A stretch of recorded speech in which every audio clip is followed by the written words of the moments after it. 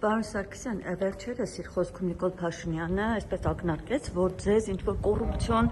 գործարքներում է մեղադրում, հնարավոր է իրավական գործընթաց սկսի ու դուք էլ չեք բացառել։ Ինչ կասեք այս մասին։ Հնարավոր ձեր նկատմամբ ինչ-որ քրեական գործեր սկսվեն, ձեզ շուտով տեսնենք ընդդիմադիր շրջանակներում։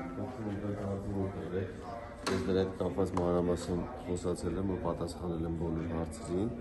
ավելացնելու բան այս Բայց ինչ էր ակնարկում, հետաքրքիր է, որ ասում էր չի բացառվում իրավական գործընթացներ։ Շնորհակալ եմ։ Երեկ էլ ձեր խոսափողը անջատեցին, ինչու այդպեսի վերաբերմունք։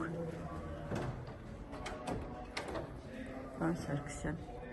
ինչ է կատարվում։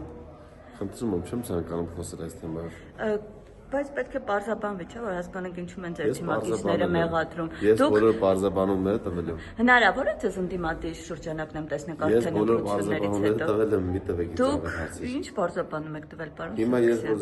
ձեզ նույն հարցի հետ am ձեր դուրը կգա, հիմա ասում հնարավոր է դուք հետապնդման ենթարկվեք։ Ես պատգամավոր չեմ, դուք եք պատգամավոր, ու ձեզ են ուղղված այդ մեղադրանքները։ Ես մեղադրանքները։ պատասխանում եմ, նման բան չկա։